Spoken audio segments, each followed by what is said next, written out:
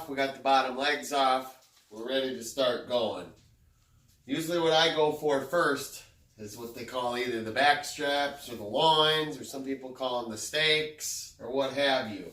But this doe here's got quite a bit of fat on her. But I use a combination of two different knives.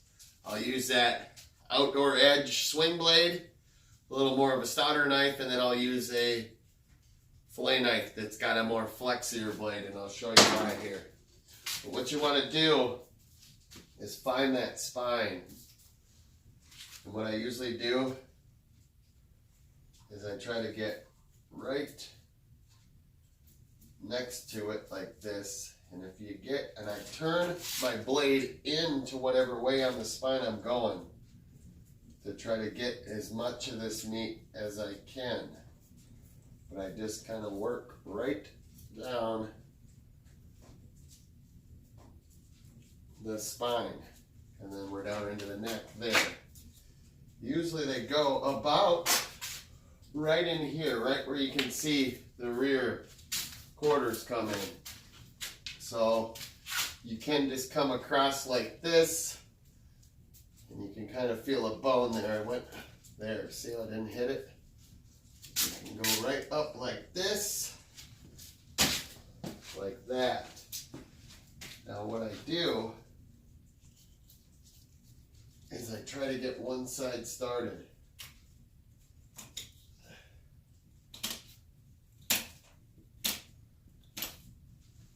And this is where I switch to the fillet knife. But you can hear my knife, if you're listening, running right over those vertebrae. And this is not a race here. The biggest thing is you're getting the meat. So what I do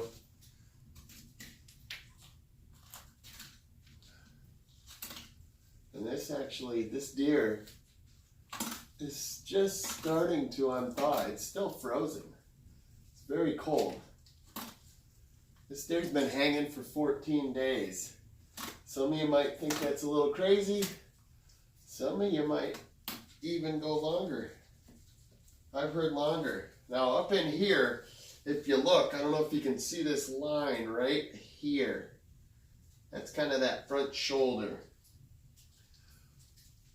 Kind of go like right across.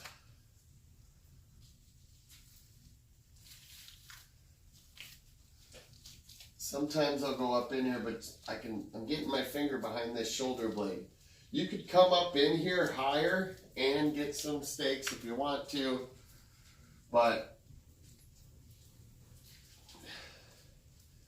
usually I just go to about to it. But if you start working along here, you'll start seeing those ribs.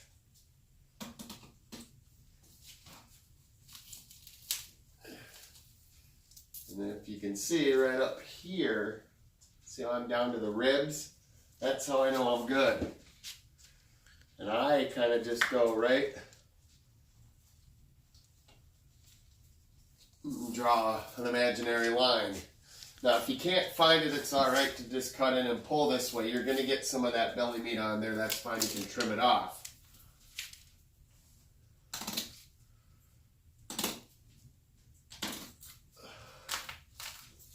But see when you're getting it, how it's just about falling.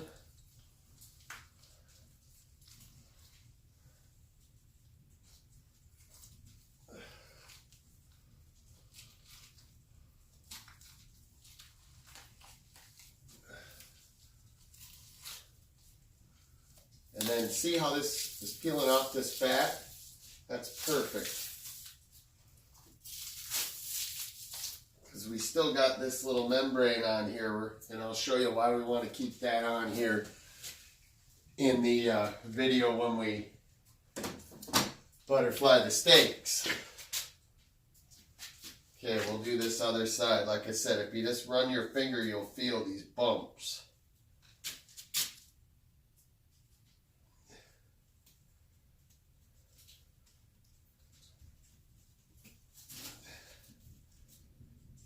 And it's easier to use a stouter knife right here like this, but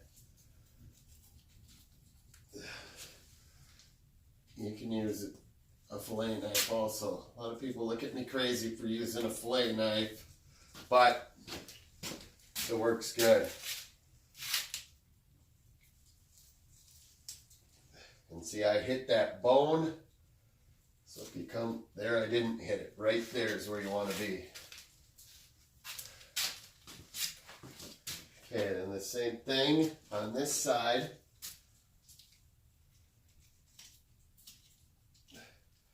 I usually get down about 16, 18 inches. And then get where you can see. And then you, like I said, draw that imaginary line about right here. And I can just go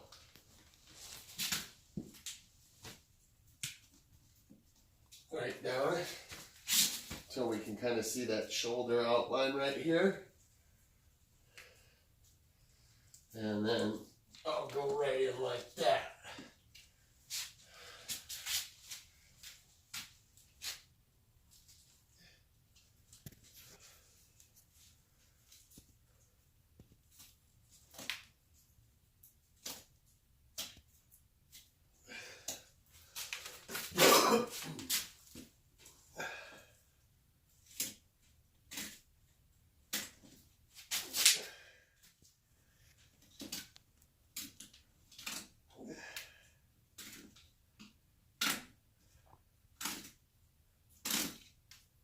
You can hear that knife run right down those bones. Don't be scared to dull your knife.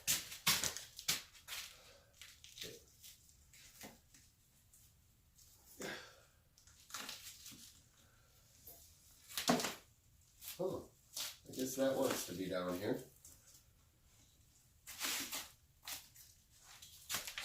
But see, once you kind of get that, and with a fillet knife, see,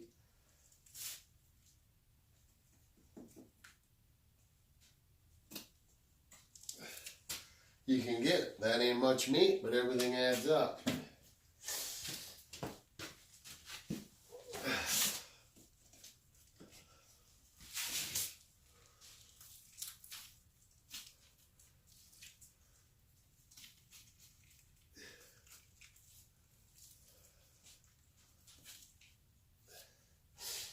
And there we have it. There's the other one.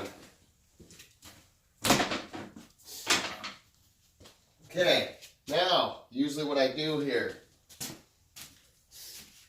is I'll take these bottom legs off.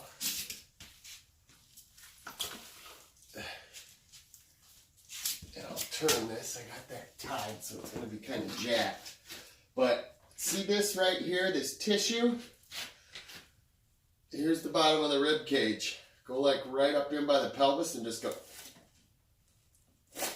Look at that. See how it just pulls apart? And then usually what I do just to save time is see this up here. I'll hit that and I just follow that rib cage around.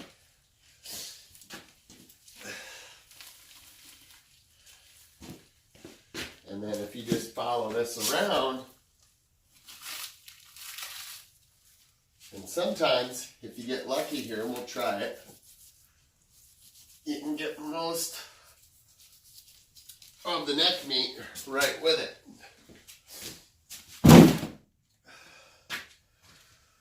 So we'll show you that again. Like I said, see where all this is connected? There's the breastbone. Just kind of do that.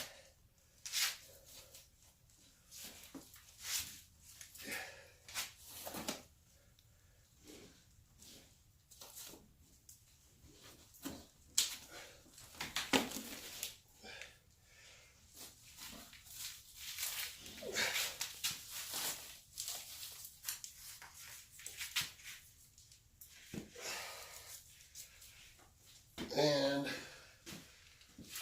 we got that. Obviously, we got to trim that up.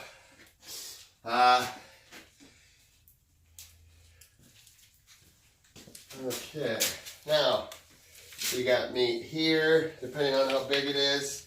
You got meat that's layered here, which you can kind of do that. Grind that off.